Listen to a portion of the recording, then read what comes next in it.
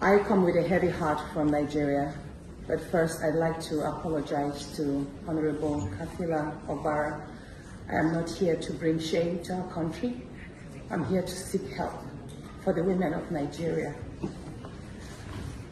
Again, my name is Senator Natasha. 5 days ago, on the 6th of March 2025, I was suspended. As a senator, I was suspended illegally because I submitted a petition of sexual harassment against the President of the Nigerian Senate, Senator Godswill Akpabio.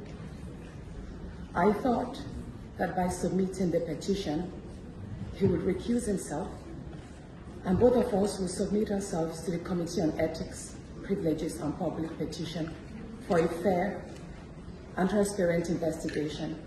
But unfortunately, I was silenced and I was suspended. I was suspended for 6 months, amongst many other stringent conditions, such as taking away my security, taking away all the officials, vehicles, and other items that were handed over to me as a senator. My salaries will be cut off. I must not appear anywhere near the National Assembly.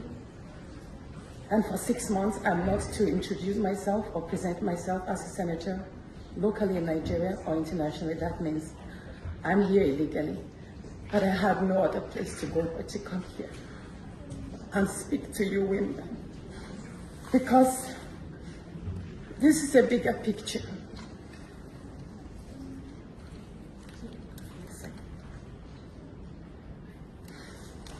This is a bigger picture. It depicts the crisis of women political representation. My suspension is not just about me.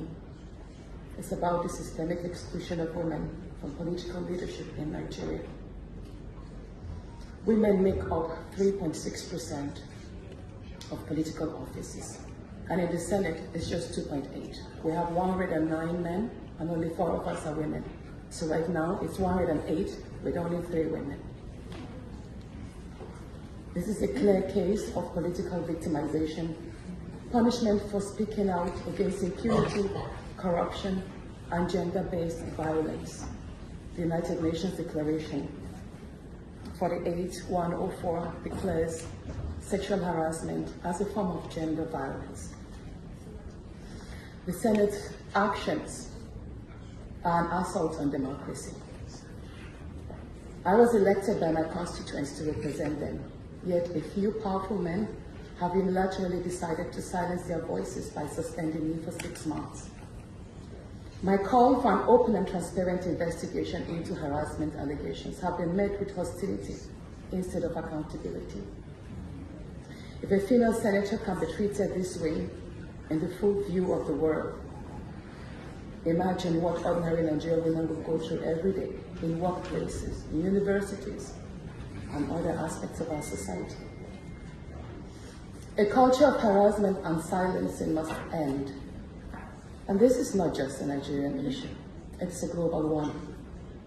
Women in politics, media, and businesses face threats, intimidation, and violence for simply demanding fairness.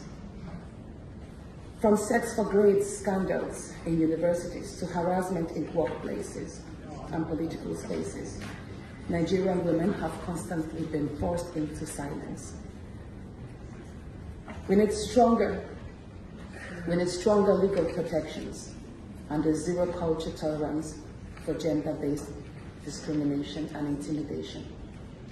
My call to the international community is such that the world must not stay silent as democracy and women's rights are rolled back in Nigeria. I call on human rights organizations, women movements, and democratic institutions to hold the Nigerian Senate accountable. Nigeria needs global partners to push for women's political inclusion, safety, and protection from political harassment. You may ask, what are my next steps? I will resist the political intimidation. In the past few days, a number of my colleagues, my male colleagues, have reached out to me and said, Natasha, all you need to do is apologize and retract your statements. And I told them I am not going to apologize. I will not apologize for my truth.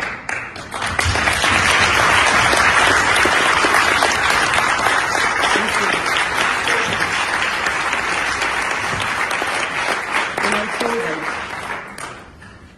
that I will stand the 6-month suspension, and the very first day I return, I will represent my petition on sexual harassment. And I will continue doing so until there is a fair and transparent investigation.